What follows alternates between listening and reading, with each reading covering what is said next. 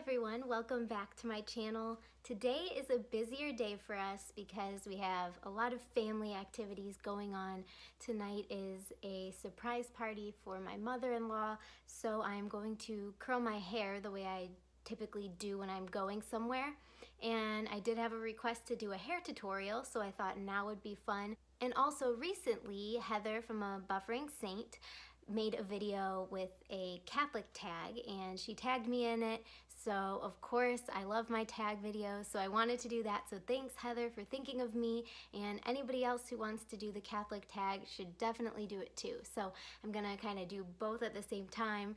It was kind of fun. Hers, she was cooking, and so mine, I'm doing my hair. And behind me is Gio somewhere in my blankets. He's safe, don't worry. But he is taking a nap.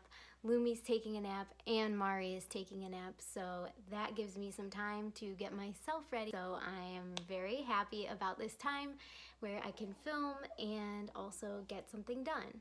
First things first with my hair, the biggest thing that I do is just make sure to section it off, and I think some people just go for it and just start going through their hair, but I just have so much going on, as you can see. It just makes it difficult to work with. So what I typically do is I'll take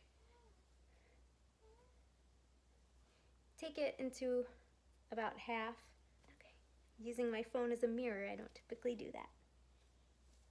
And then I'll just kind of make it a little bun, just however it goes, to get it out of the way. Sometimes I'll clip it up too. Protecting your hair from the heat is super important, so always use a heat protectant. I'm a big believer in that. I've noticed a difference in my ends when I'm curling my hair using a heat protectant. So the one I use is just the Tresemme Heat Protection Heat Tamer. You can get it anywhere, and it's always worked just fine for me. And the curling iron I use, again, it's not anything that fancy. This one is just Conair, and I think this is a 1/2 inch barrel. I'll double check on that and post it below, but I think it's a 1/2 inch, and this one has just been great for me for years, and it goes up to level 25. I have no idea what temperature that is. I usually set it at about 21 to 23. I know that's kind of hot, but that's what I do. Also, I have this little heat mat thing so I can do my hair where I am right now. Normally I'll set it on a surface like that just to make sure nothing catches on fire. Okay, we'll get into the tag here in just a moment, but I just want to show you what I'm going to be doing. So I'm just going to go around my whole head and curl it. But what I like to do, and it's kind of hard now doing it through the camera, but I like to see where my hair naturally clumps into little locks. So I would take a section like this, and I like to do small sections if I can, and just see where it kind of naturally falls. So this would be one I'd curl. Instead of just grabbing random ones, I just try to work with the way my hair naturally goes, and it seems that everything lays a little bit better that way. And now for the first question of the tag. Are you a cradle Catholic? And if not, how did you become Catholic? So I did a video on this recently, and I am a cradle Catholic, meaning I was born and raised Catholic. By the way, I do this for about 12 seconds, and I don't use, the way I'm doing my hair today, I don't use the clamp.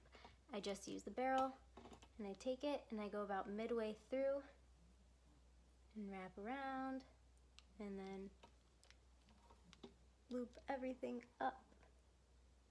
And then I try to get as much of the end as I can without burning my fingers.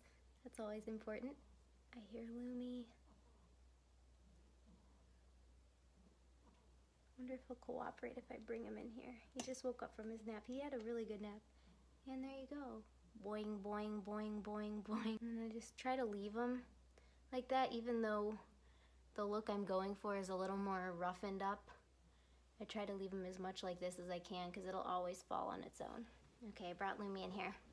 Next question, what is your favorite Bible verse and why? I also did a video about this, which, by the way, for some reason, everybody's comments didn't come up in my notifications, so a lot of people commented on that one, and I will have to go back to it. But my favorite Bible verse, consider it all joy when you encounter trials of various kinds.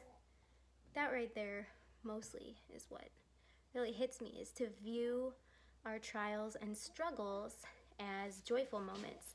And I like that verse because I always encounter trials, and I think it's so easy to let them get to us and get the best of us and get sad about them and always say, why me? Why would God do this to me? But maybe they're blessings in disguise, and they're helping make us who we're meant to be. We have to go through trials or we wouldn't be human. So that's why I like that one. So as you can see, it really changes the length quite a bit. Okay, next is, what is your favorite Christian song and why? So my favorite Christian song, it's hard because I have different ones at different times. You know how that is. But my favorite one overall is called As It Is in Heaven by Matt Maher. And the lyrics to the song are basically just the Lord's Prayer sung. So maybe that's why I like it so much. I don't know. But I just think the piano in it is beautiful. It's actually the song I chose to walk down the aisle to at my wedding. And fun fact, my wedding song with my husband, our first dance, was How He Loves Us by, I think, David Crowder Band. And so that's another favorite too. Go check those out on YouTube. They're very beautiful songs. But there's so many. It's hard to pick just one. Let's see. Number 4, what is your favorite thing about church/mass? And this is another one where it just kind of changes over time. I mean, obviously, communion is awesome. And Heather, Buffering Saint, said this, but the prayer that we say before we receive communion, Lord, I am not worthy that you should enter under my roof, but only say the word, and my soul shall be healed. What are you doing, Lumi? I love that one. Just the wording is so beautiful, but it's really powerful. Like, I am not worthy that you should enter under my roof. Like, you're coming within me, but only say the word and my soul shall be healed. Just the perfect thing to say right before communion. I guess that is my favorite part as well. I'm trying to think of a different part that I would say is my favorite. I really like the homily. Growing up, the homily was the part where I really tuned out during Mass. I just thought, okay, time to just sit here and wait for the priest to stop talking, basically. Now, this is when I was a kid, not now. But now I love the homily because I like that it's different every week, and especially when you have a really good priest giving the homily, I just always try to take it and apply it to where I'm at and what's going on in my life. And so I think it's pretty cool how well the homily can line up with what's going on in your life at any given time, depending on the topic. So I like the homily a lot. Number 5, what do you think is the biggest misconception about Catholicism? I would say a few different things come to mind. There's a lot of misconceptions, but number 1 is definitely that it's not biblical.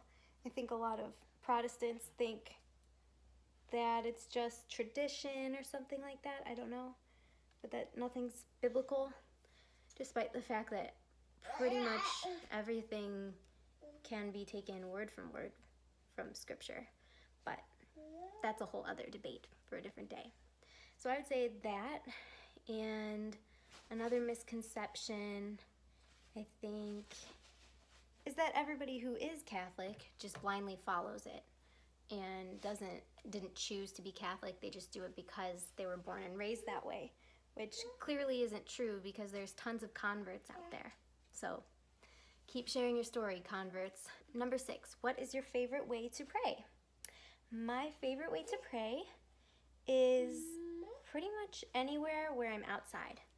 I was thinking about this when I was reading the questions of, like, in my life, my favorite prayer moments, and all of them pretty much happened when I was outside, especially when I'm traveling and I'm somewhere really beautiful and scenic, or on mountaintops in Arizona. I love Arizona. There's so many beautiful places to praise and worship. Great place. Highly recommended. 10 out of 10. Travel to Arizona.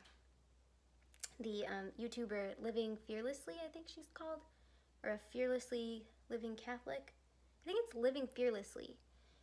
I'll double check and link her down below. But she travels to some beautiful places in Arizona and I think Colorado too.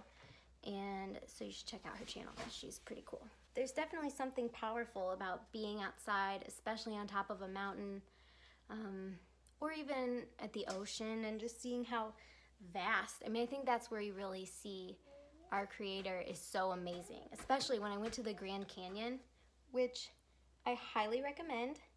10 out of 10, 4 stars, 5 stars, A++. No, I loved the Grand Canyon. I've been there twice. I actually had the opportunity to go there once before I went those other times. And at the time, I was on spring break with my dad, and he said, hey, we could go to the Grand Canyon. It's a long drive from where we were, but it'd be really cool because it's the Grand Canyon. And I happened to have another relative who had just gotten back from visiting there, and she said it was really snowy. And I thought, it's spring break. I was trying to go to Arizona to get some warmth. I don't want to go to the snow. And so I said, nah, let's not go. But then once I finally went, I wish I would have gone, but that's okay. I eventually went. I've been there twice. It's amazing, stunning, beautiful. I literally cried when I saw it through the trees. Just through the little bits of the trees when we first got there for the first time, and I just saw it through the trees. Oh, awesome, awesome place. I also love Sedona too, and there's a really cool church, the Chapel of the Holy Cross, I want to say. I think that's what it's called, and it's like embedded in this mountain. Definitely another recommended Arizona destination. If you want any more recommended Arizona destinations, let me know, because I love Arizona. I've been pretty much all through most of the state. There's probably more of the state I haven't been to, but I've driven a lot through Arizona. Some really awesome places. So, oh, I also like to pray. What? What do you want? No, don't you try to escape. He heard me say escape. Another favorite way to pray is just in my daily life, finding little ways to pray. And obviously that can be just praying while I'm doing stuff. But one thing that back when I was doing Periscope videos, I actually did a hair tutorial. And I was explaining to everybody what I do sometimes. And it's kind of funny, but this is what I do. So when I'm counting how many curls I'm doing, I'll say a Hail Mary. And then, you know, like I'll roll up, Hail Mary, full of grace, the Lord is with thee. Blessed art thou among women, and blessed is the fruit of thy womb, Jesus. And then sometimes I'll stop there so I don't burn my hair. Then I'll let it go, and then I'll take the next one. Where are you?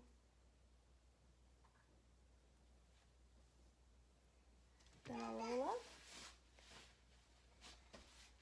Holy Mary, Mother of God, pray for us sinners now and at the hour of our death. Amen. And then if I feel like that was a little fast, I'll wait a couple seconds, go down. Or I'll just say the whole Hail Mary while it's rolled up. So that's what I used to do in college, actually. When I was doing my hair, that's how I do. I didn't really do a full rosary. I mean, I probably did end up doing a full rosary, but I didn't like count. I just kind of did it as I did my hair and just kind of prayed. And so I love stuff like that where, you know, you can do regular things and incorporate prayer into it. Or sometimes you can listen to a faith-based podcast as you do your hair, do your makeup, do whatever morning routine stuff that you do. And that's a great way to incorporate it too. But that wasn't the question. What was the question? Oh no, that was the question, favorite ways to pray. Number 7, who are your favorite saints?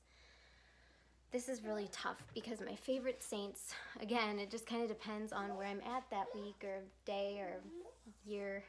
But some of my favorites, obviously Mary, Joseph, you know, the Holy Family, Elizabeth, John the Baptist. Those are cool. In terms of like more modern saints, Padre Pio,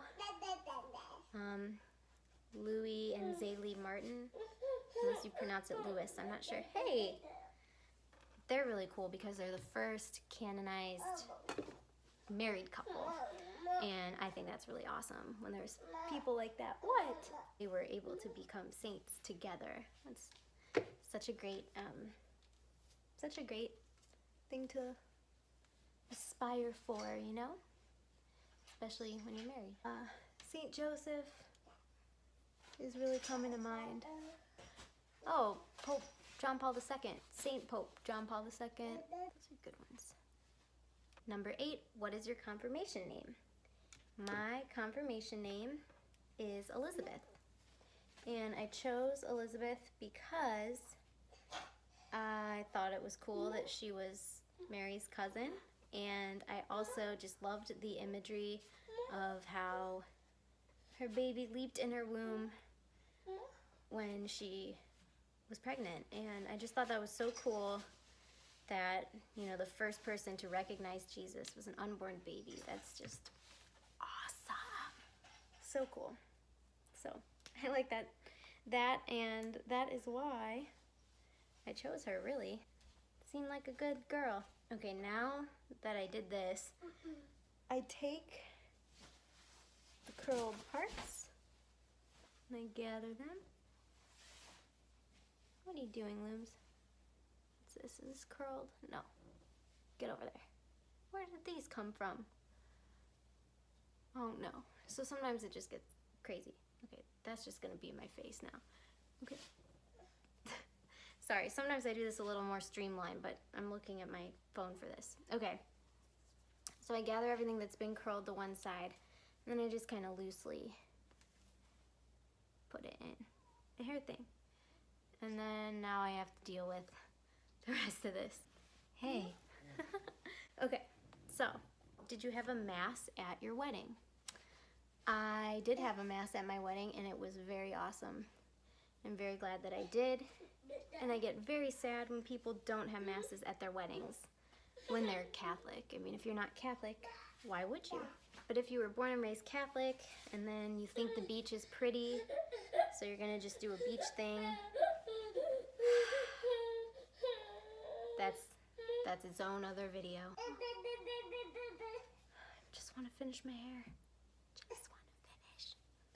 Okay, so sometimes I do this a little more organized, but now I'm like feeling panicked because the boys are waking up and crying. Probably gonna have to go get them ready and then come back to this.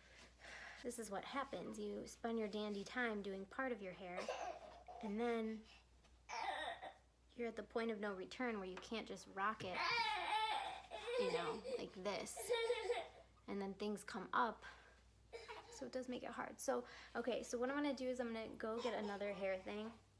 I'm gonna put this in it like that, and I'm gonna look really weird. And then I'm gonna go take care of the boys and come back. And now my hair looks like this.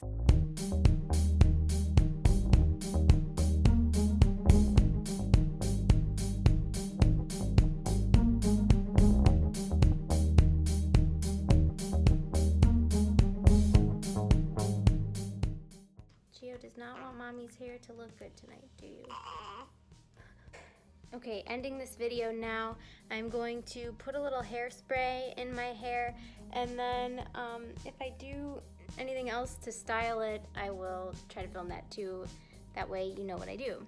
But the kids are going crazy right now, trying to get them in the car because we're going to my mom's house to visit family from out of town, and then the party's tonight. So everything got super crazy all at once, but that's okay. And yes, my kids have biblical saint references in their names, and I did a whole video on that I will link below. So I tag you to do this tag if you're interested, and hopefully you enjoyed this crazy video.